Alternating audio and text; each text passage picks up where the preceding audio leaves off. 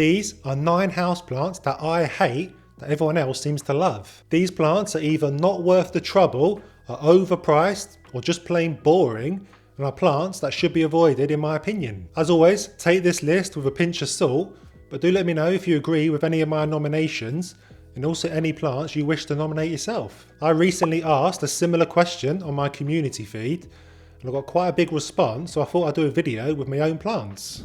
The first plant on my list will probably come as a shock to most of you, particularly those of you that watched my recent plant unboxing video where this plant was part of the package, and it's the philodendron Varicosum. Don't get me wrong, I think this plant looks absolutely stunning when in full health, with a beautiful colour and pattern on the leaves, with those distinctive hairy stems that look like your granddad's legs. The problem is though that getting this plant to remain in full health is an almighty challenge, at least for me anyway. Pretty much all the leaves on this plant have gone crispy and brown since I received it, even though I think I'm looking after it correctly. I have it near my east facing dining room window.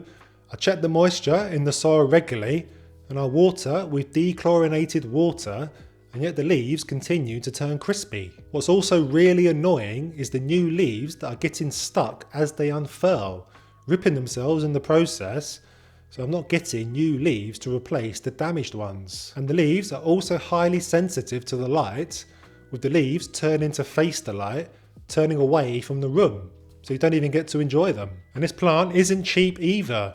It's fairly rare and highly sought after, so growers are able to charge a higher fee than your other bog standard philodendrons. If you do have tips to stop this plant going crispy, then please leave it below.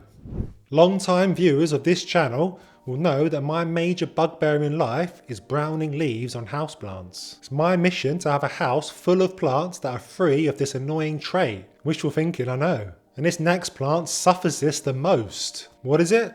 The Tradescantia Nanook. In full health, this plant is absolutely stunning and probably in my top 5 favourite houseplants. Just look at the colours and pattern on the leaves. It's so vibrant.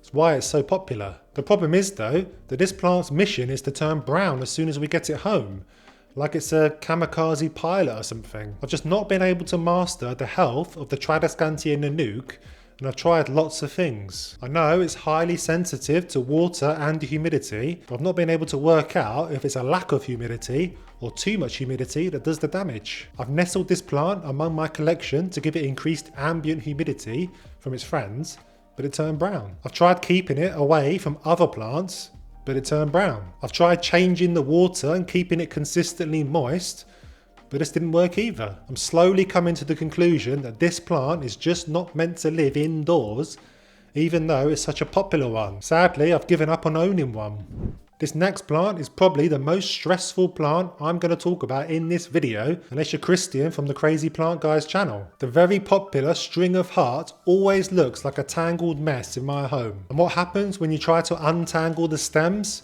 They break. So frustrating. I know I must be OCD or something because I just can't stand it when the stems of this plant get all tangled and clumped together into a messy mat. How do you get this plant to grow evenly around the pot like Christians and not hanging on one side in a tangled mess like mine? It probably takes a hell of a lot of bright light and lots of turning the pot around to face the light, and for me, life's just too short. The confusing thing about this plant is that it's actually a semi-succulent. It doesn't like to have wet soil. Give this plant too much water and it will lose leaves aplenty. This confuses me because it's such a delicate plant with hair-like stems and thin leaves, and my urge is to water the plant regularly. I know though that this will be the death of the plant. I watched Lee's video on how to get something like Christian's plant, and my overriding takeaway from that video was that I just could not be bothered. The string of hearts is so popular, like most of string of somethings are,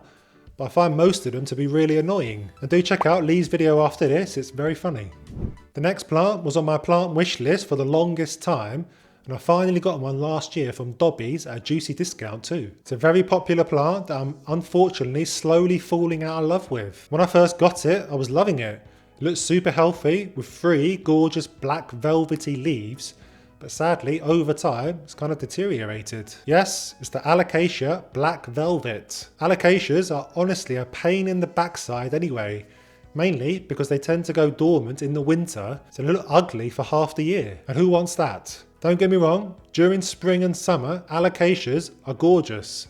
They're highly unusual with almost alien-like leaves, but it's so annoying when they go dormant in the winter. And then what? We're supposed to live with an ugly plant for 3 months, stressing about whether it's going to rise like a phoenix in the spring. I don't need this kind of stress in my life. I've got 2 kids I'm constantly worrying about. And what's with one leaf dying as soon as another one comes through thing? Don't get me started.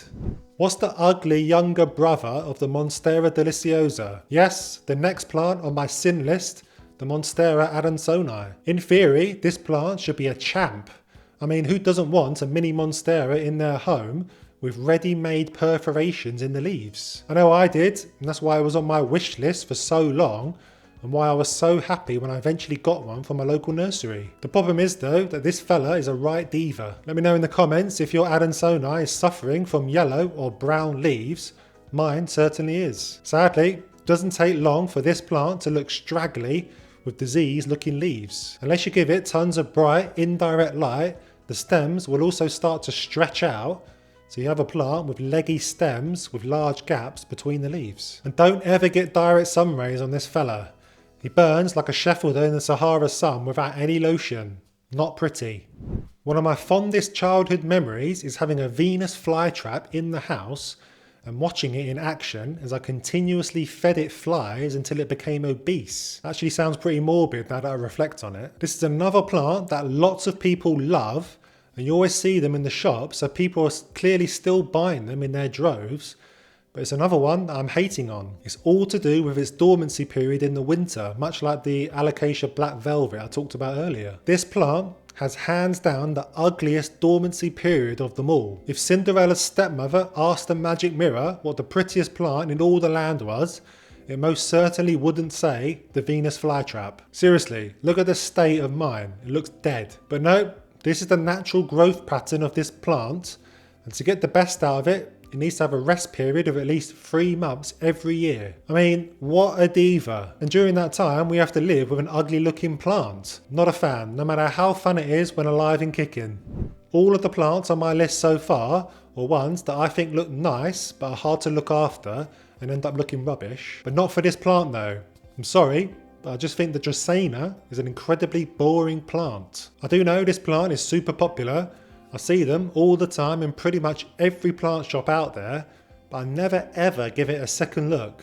I always walk straight past them. I'm not really sure why I have such a hate for this plant. You'll notice that there are no care guides for this plant on this channel, even though I know it would probably get me lots of views, but I will find it boring to talk about it for 10 minutes because I find the plant so uninteresting. And I know I've probably lost a couple of subscribers revealing my dirty secret, but hey ho. There are lots of varieties and some do look more interesting than others, but even the variegated ones don't really tickle my fancy. The world and its dog seem to love a variegated Monstera albo.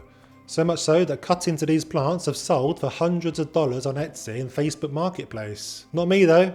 I've not been sucked into spending half my monthly salary on a cutting of a plant. Let me know which side of the fence you sit on. This might be an unpopular opinion, but I just don't see the appeal of spending so much money on these plants. Don't get me wrong, I think they look great, but definitely not great enough to spend 10x compared to a classic non-variegated Monstera. Imagine spending so much money on a non-rooted cutting from Etsy and then watch it fail to take root and eventually die. That must be so upsetting and something I'm not willing to risk. There is so much choice of fantastic affordable houseplants out there, even variegated, so I don't feel the need to spend so much money on a single plant. Not when I can fill out my entire living room for the same cost.